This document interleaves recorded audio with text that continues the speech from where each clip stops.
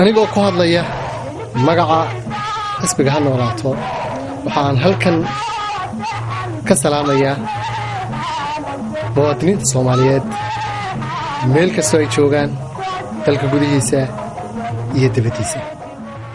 marka aad maqasho ha noolaato wax maskaxdaada ku soo degdegaysa ha noolaato maxay u taagan tahay? ha noolaato ujeedadeedu maxay tahay? ha noolaato maxay higsanaysaa? ha noolaato sidee rabtaa inay ujeedooyinkaa ku gaarto? waxaas oo dhan ayaa maskaxdaada ku soo degdegaya. dabcan waa su'aalaad xaq u leedahay inaad isweydiiso. ha noolaato waxay u taagan tahay soo celinta qarannimadii, sharaftii, midnimadii iyo walaaltinimadii ummadda Soomaaliyeed.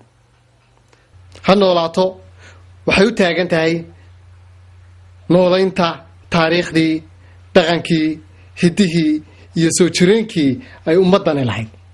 ha noolaato waxay u taagan tahay geedkii ay harsan lahaayeen jiilka maanta iyo jiilka berri. ha noolaato waa shumacii ifinayay mustaqbalka ummadda Soomaaliyeed ee maanta mugdiga ku jiro. ujeedooyinka ha noolaato waa ujeedooyin cadcad. waa 5 ujeedo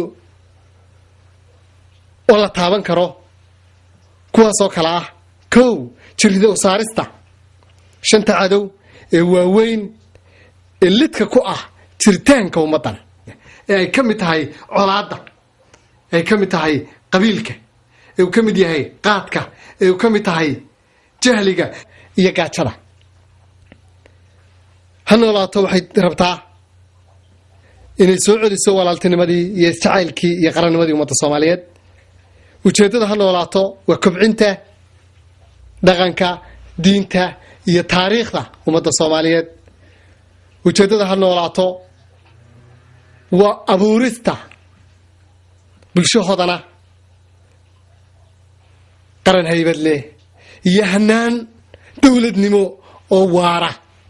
sidee lagu gaari karayaa ujeedooyinkan quruxda badan?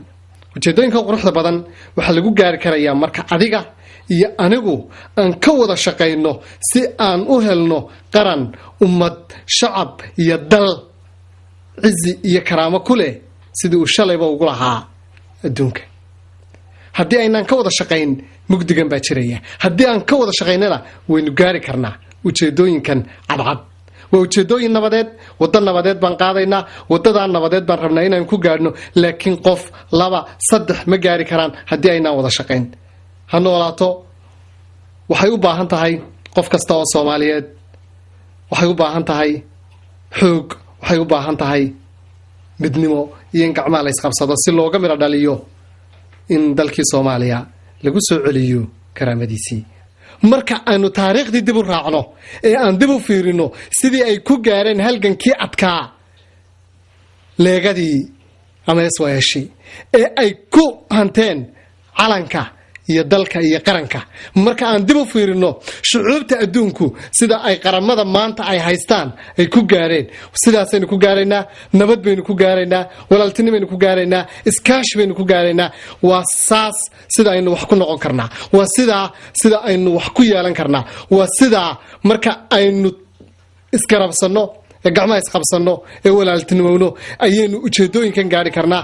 ha noolaato waxay u baahan tahay qof kasta oo Soomaaliyeed. waxay u baahan tahay xoog.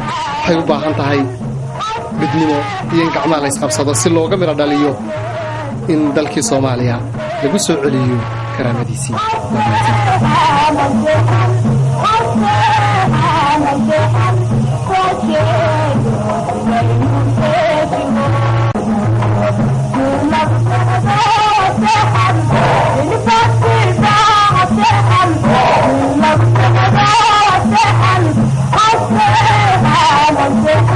I'm Hallelujah.